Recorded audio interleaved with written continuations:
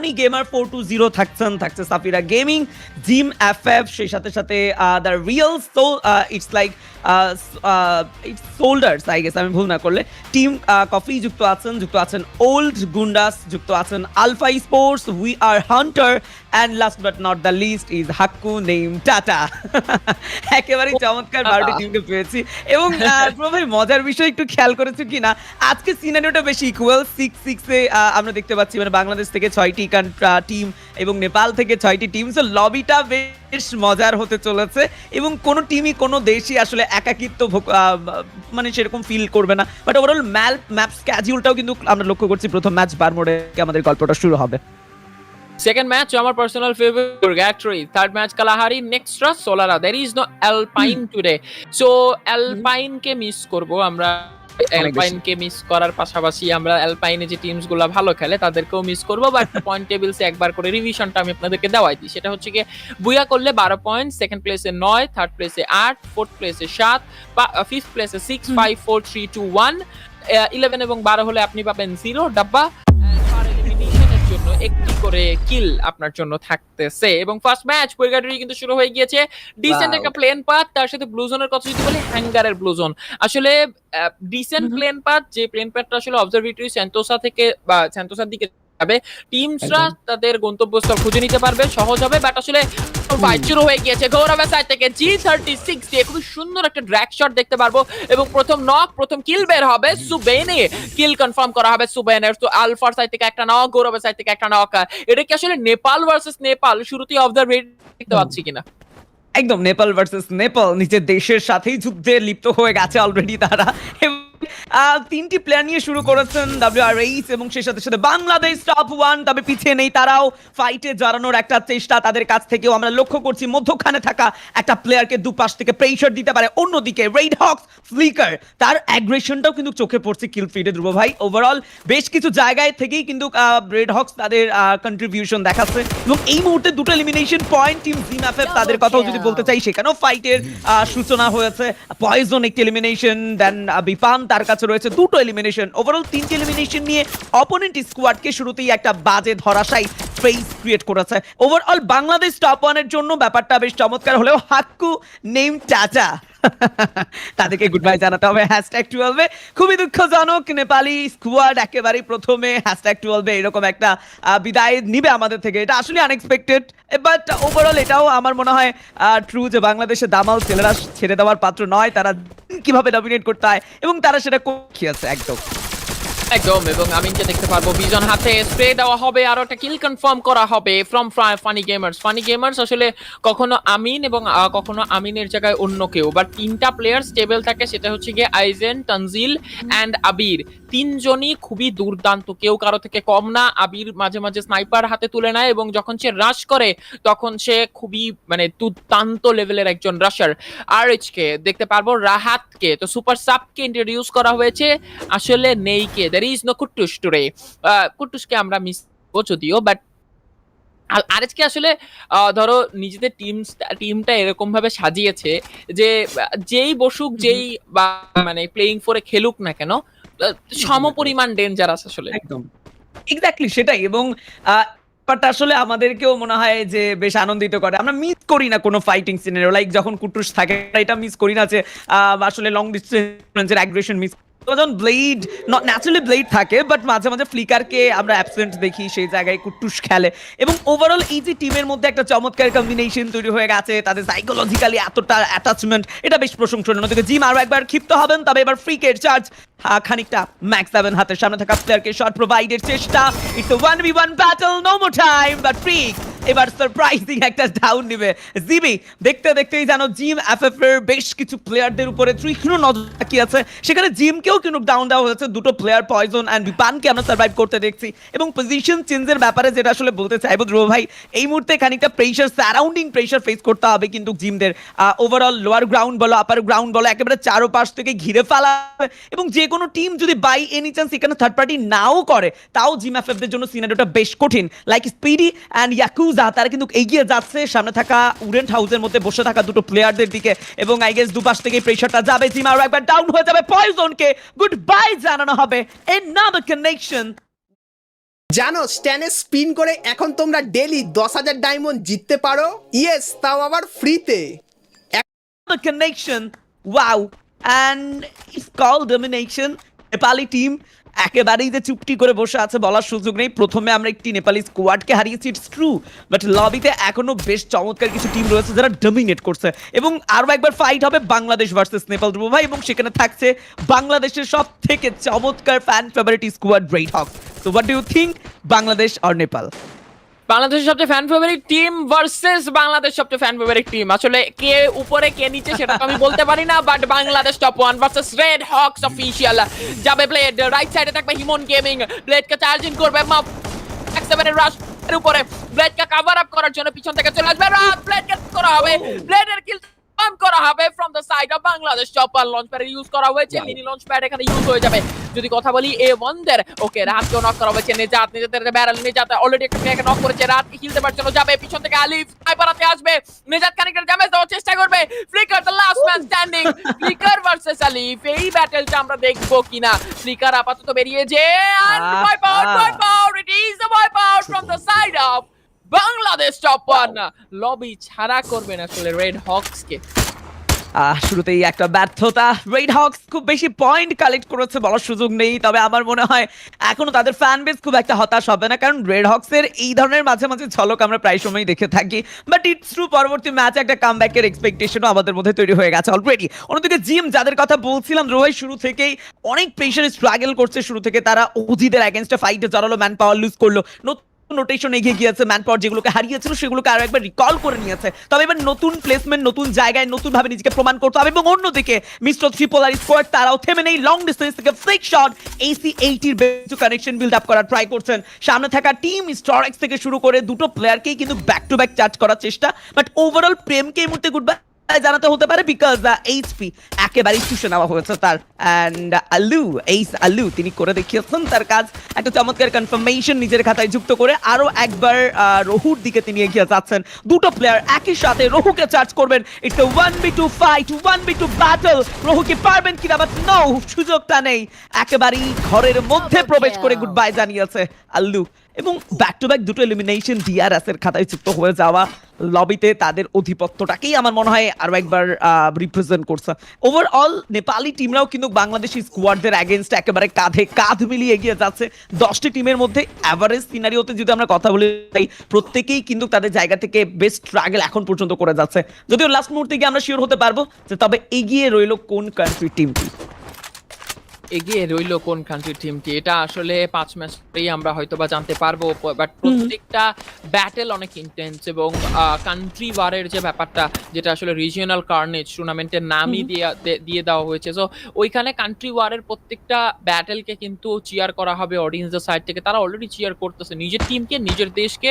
ওই জায়গা থেকে আরো একটা ফাইট স্টার্ট হবে, it is Nepal versus Nepal, GB versus ME. বিপানকে দেখতে পারবো, ডিএলকে দেখতে পারবো, স্পিডিকে অলরেডি স্পট করা হয়েছে, খানিকটা ড্যামেজ দিয়ে দেওয়া হবে, এফজিএল এর ইউজগুলো হয়ে যাবে, ফেসগুলো ধ্বংস করার চেষ্টা, বাট পিছিয়ে যেতে হবে পয়জন এবং বিপানকে। what a shot, first knock from and জবাবি নকও দেওয়া হয়েছে জিমের সাইড থেকে, একটা নক মান্ত্রা স্পোর্টস, একটা নক জিবি দের সাইড থেকে। বেসটা ধ্বংস হয়ে গিয়েছে, বিপানের কাছে ট্রগানের লঞ্চারগুলো চলে যাবে, ব্যাক টু ব্যাক শটগুলো কারেক্ট হবে, সামনে প্লেয়ার অনেক বেশি ড্যামেজ দেওয়া হচ্ছে বিপানকে, দুটো প্লেয়ার ভিতরে জাম্পিং করবে, বিপান ফার্স্ট শট বের করবে, বিপানকেও নক করা হবে।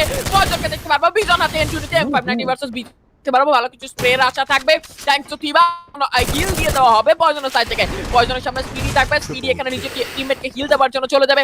জিম এফএফরা বলাই চলে যে পুরো ফাইটটা আসলে এখন আপাতত নিজেদের কন্ট্রোলে নিয়ে এসেছেন।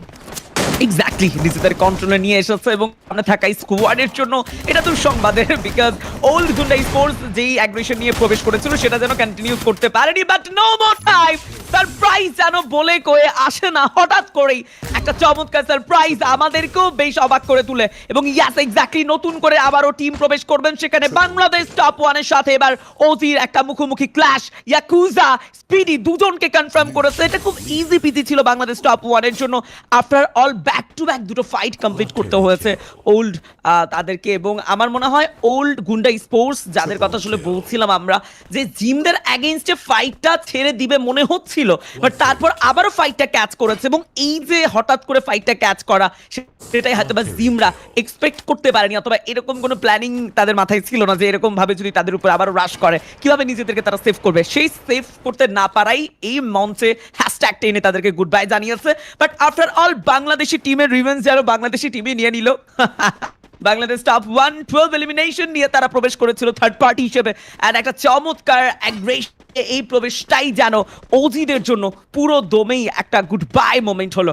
বেশ ভালোভাবে তারাও ম্যান পাওয়ার লুজ করেছে, সর্বোচ্চ একটি অথবা দুটো প্লেয়ার নিয়ে তারা সার্ভাইভ করবে। এবং একই সাথে সাথে গাইজ আপনারা যারা যুক্ত আছেন আমাদের সাথে সবাইকেই ধন্যবাদ আমাদের সাথে থাকার জন্য। যারাই লাইভে আছি প্রত্যেকেই আমরা চাইলে এখনই চ্যানেলটিকে সাবস্ক্রাইব করে লাইভ স্ট্রিমিংটিকে লাইক করে ফেলতে পারি, শেয়ার করে ফেলতে পারি আপনার ফ্রেন্ডদেরকে, চাইলেই কি সেটা সম্ভব। এবং আমাদের পিন কমেন্টে একটা ডিসকর্ড সার্ভারের লিংক দেওয়া আছে, আপনারা প্রত্যেকেই সেই ডিসকর্ড সার্ভারটিতে জয়েন হয়ে যেতে পারেন। সকল ধরনের ইনফরমেশন এক্সাইটিং নিউজ পেয়ে যাবেন এই সার্ভারটিতে। So make sure to everyone join হয়ে যাবেন। এবং ধ্রুব ভাই আফটার লং টাইম আবারও কিন্তু আমরা ওজিকে দেখতে পাচ্ছি, নিজেদেরকে তারা কামব্যাক করাচ্ছে। আফটার অল এই নেপালি টিমটাকে দেখে মুগ্ধ না হয়ে পারছি না, যতবার তারা প্লেয়ার লুজ করছেন খুব দ্রুত তো সেটা আবার রিকল করে নিচ্ছে, পজিশনটা ক্যাচ করে রাখতে চায়। সো এই ব্যাপারটা আমার মনে হয় তাদেরকে লাস্ট পর্যন্ত সার্ভাইভ করতে অনেক হেল্প করবে। আসলে নেপালিরা ওকে আর একটা ফাইট স্টার্ট হয়ে যাবে, জিনিসটা নিয়ে কথা বলবো পরে। সেটা হচ্ছে কি WRH থেকে টিম একটা স্পট করেছে, এসিটি দিয়ে ভালো কিছু ড্যামেজ ভিলেনের সাইড থেকে কানেক্ট করা হচ্ছে। ফার্স্ট নক ফ্রম ভিলেন, আরো একটা প্লেয়ারকে স্পট করেছে, জুম ইন জুম আউট যাবে, বাট এখন পর্যন্ত আর একটা প্লেয়ারকে ড্যামেজ দিতে সক্ষম হয়নি। ভালো ফিক্স কভার মেইনটেইন করে সামনের প্লেয়ারটা বেরিয়ে যাওয়ার চেষ্টা করতেছে। সামনের প্লেয়ারটা থাকবে সাজিদ, সৌরভ স্পট করেছেন, হয়তো বা ট্রগানের লঞ্চার গুলো যাবে কিনা, কানেক্ট হবে কিনা। ইয়াস, একটা লঞ্চার যাবে, যদিও কানেক্ট হয়নি। স্পট করতে সক্ষম না হলেও উপর থেকেই নক করা হবে সাজিদকে, এবং ভিলেন থেকে হয়তো বা আরো একটা কিল কনফার্ম করা হবে, এবং গৌরব সেই কিলটাও কনফার্ম করে ফেলবে। 6 কিলস চলে যাবে। এবং এই টিমটা আসলে বারমুডাতে ল্যান্ড করা যদিও স্টার্টই করেছেন, একটা প্লেয়ার জয়েন করতে পারেনি কোনো একটা কারণে, কোনো একটা গ্লিচের জন্য।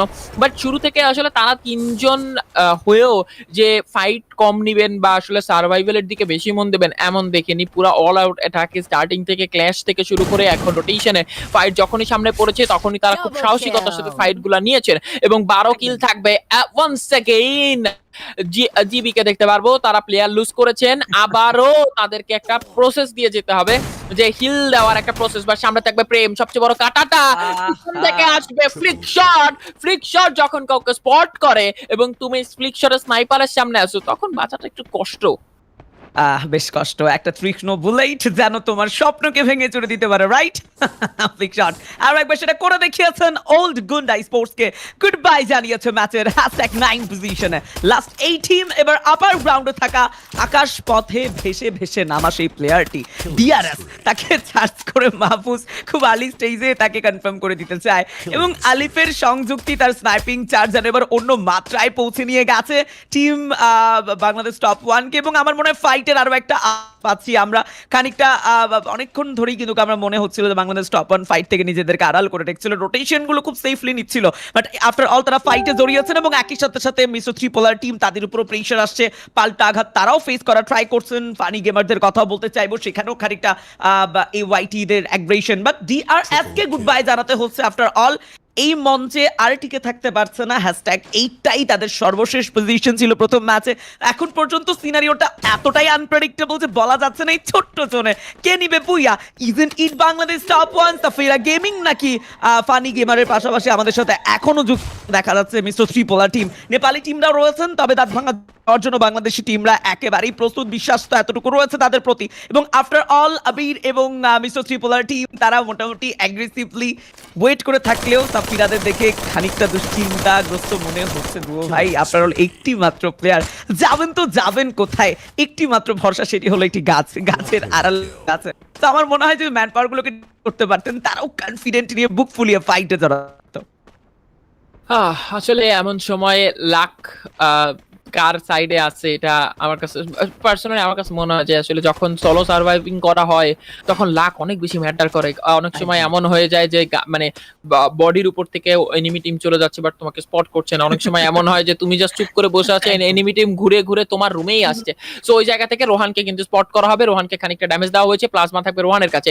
বাংলাদেশ টপ 1 পুরা বা মানে নিজেদের জন্য পুরো জোন ফিক্স কাভার ভালো লুট সবকিছু নিয়ে মেইনটেইন করছেন, জায়গাটা ধরে রাখার চেষ্টা করছেন। সেখানে তারা ট্রিপল আরদের সাথে ফাইট করছে, টিসিরা পুরো ফাইটটা জাস্ট অবজার্ভ করছে, এওয়াইটিরা, এবং প্রেমকে নক করা হবে স্কালের সাইড থেকে এন্ড কনফার্মও করা হবে।